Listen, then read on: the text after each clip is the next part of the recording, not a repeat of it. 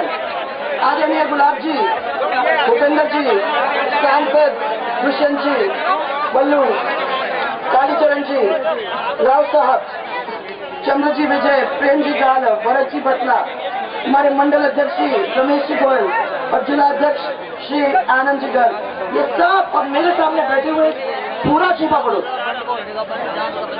और छबड़ा पूरा छिपा पड़ो।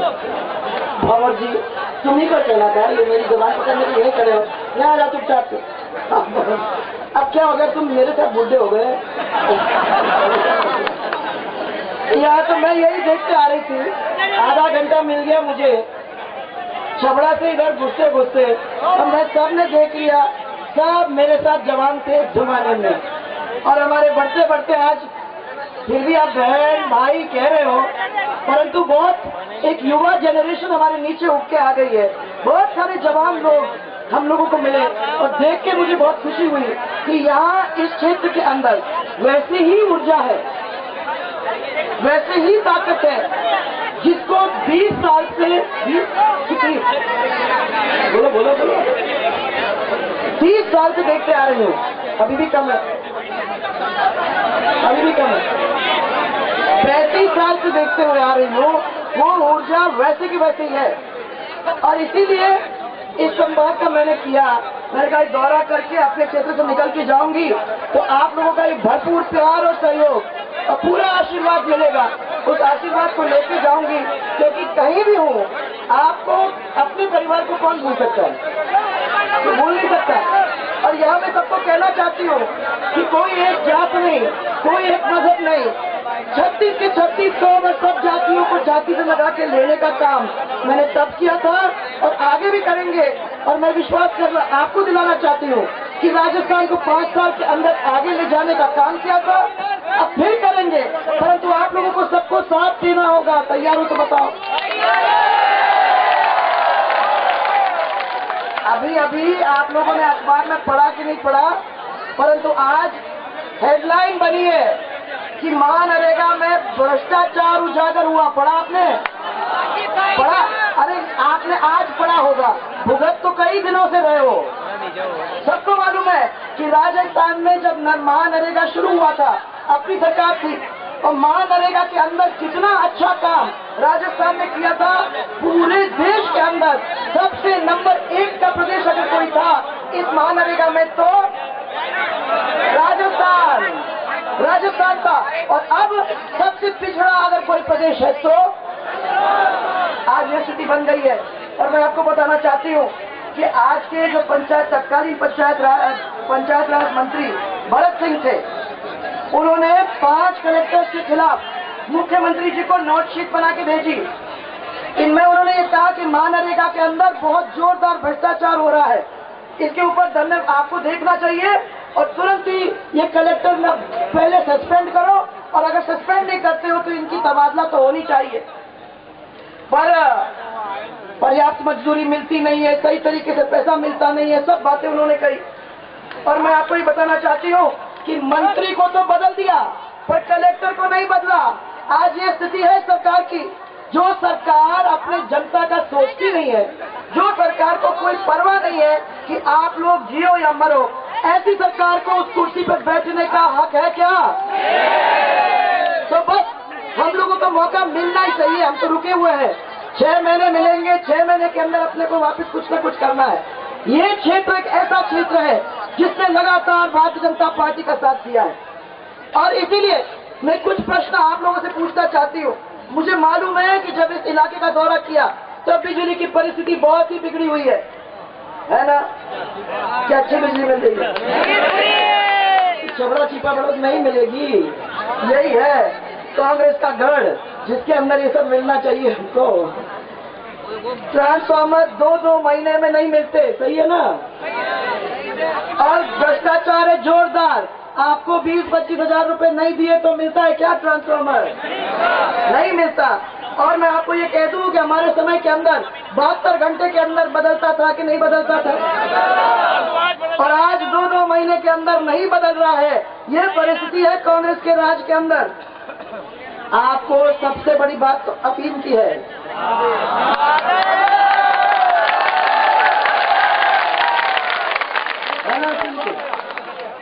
आप और हम कितने साल, 35 साल गुजारे साथ में। जब भी कांग्रेस का राज आया तो अफीम के पट्टे, अब भारतीय जनता पार्टी का राज आया तो अफीम के पट्टे हमारे गरीब लोगों को वापस इसलिए मिले,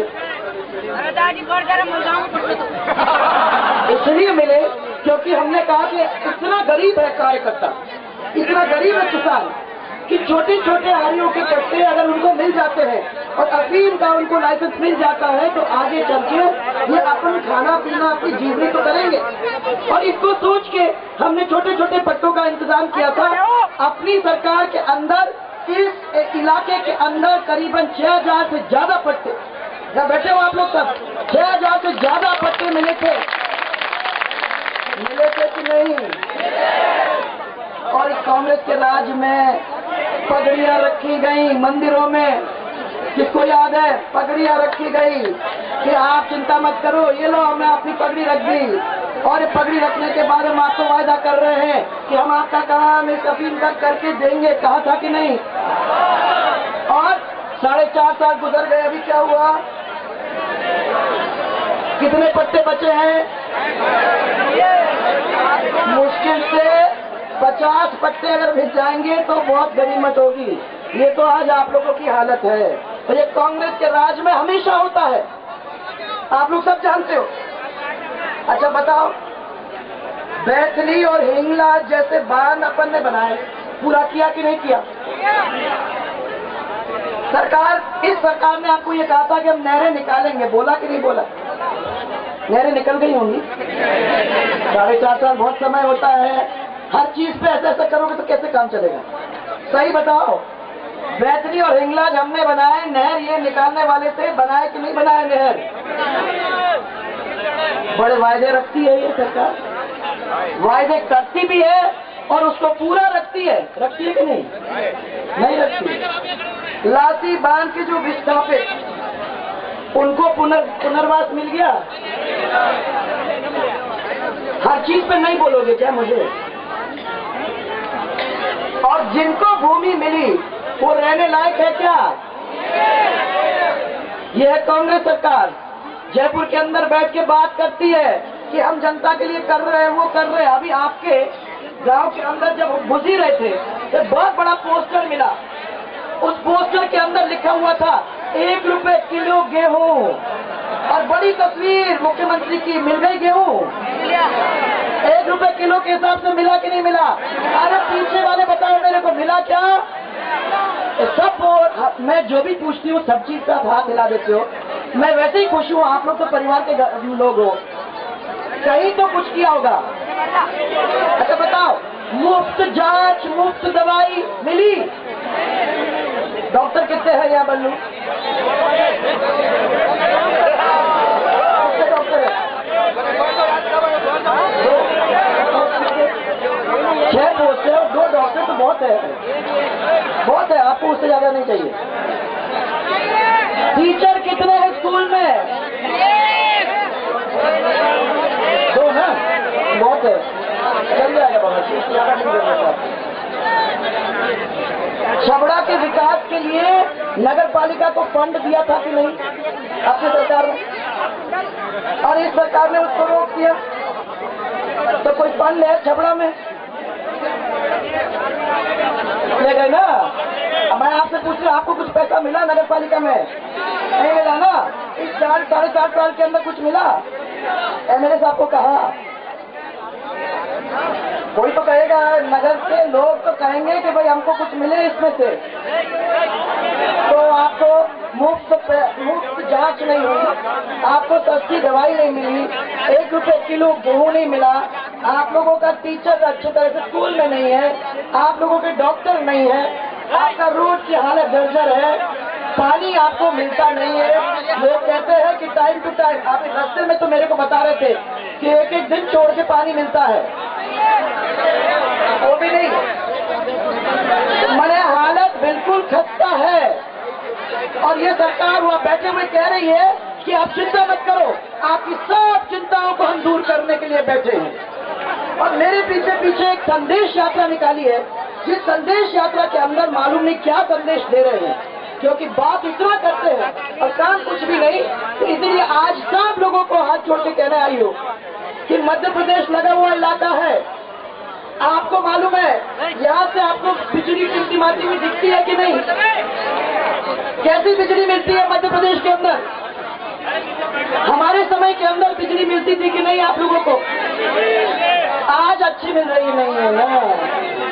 गांव के अंदर महिलाओं को नहीं मिलती, उनको नहीं मिलती, परंतु नदी के किनारे उस तरफ बिजली टिमटिमाती हुई दिख रही है ना, मध्य प्रदेश की दिखती है।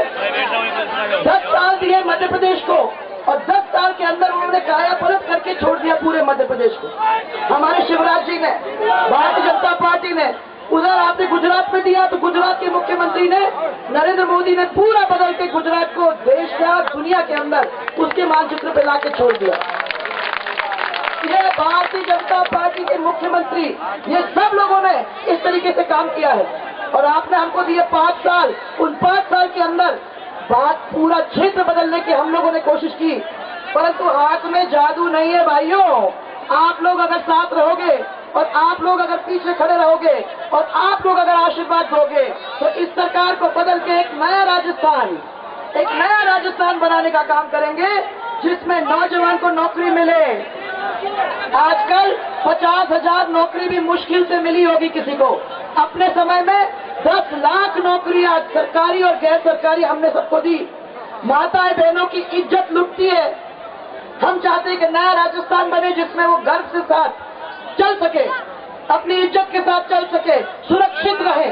हम चाहते हैं ऐसा राजस्थान जिसमें हमारे किसानों को पानी, बिजली, खाद समय पे मिले और जब वो जाए अपना फसल बेचने के लिए तो उसको सही मूल्य मिले। ओलावृष्टि का मुआवजा आपको मिला क्या? ये तो अजीब बात है, हर चीज में नहीं कर दे। मुआवजा, जयपुर में तो बड़े हेडलाइन हुए कि मुआवजा मंजूर, तो हमने सोचा कि सब लोगों को मुआवजा मिल गया होगा। आपको नहीं मिला है? किसानों को नहीं मिला। सब चाहते हैं कि ऐसा नया राजस्थान बने जिसमें कभी ऐसी स्थिति हो तो हमारे किसान को उनका मुआवजा सही टाइम पे मिले। हम चाहते हैं कि हमारे व्यापारी फले और फूले। हम चाहते हैं हमारा परिवार मजबूत हो और हम चाहते हैं कि ऐसा राजस्थान हो जहाँ बाहर के लोग आके इस माटी को फिर से छू के अपने माथे पर लगाए, जैसे एक जमाने में किया करते थे। क्या आपने भी ये सपना देखा है? और अगर आपने ये सपना देखा है तो क्या इस चीज को बदलने के लिए आप तैयार हो? तो फिर आओ साथ चले और हम लोग मिलके एक नया राजस्थान बनाए जिसमें आप लोग सब खुश रहे, आप लोग, आपका परिवार फले फूले और आगे बढ़े। आप मेरे साथ हाथ दे के जोरदार नारा देंगे, भारतीय जनता पार्टी, भारतीय जनता पार्टी, जय जय राजस्थान, जय जय राजस्थान।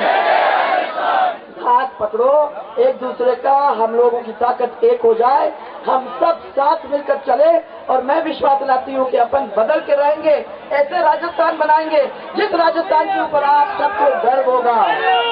सबको बहुत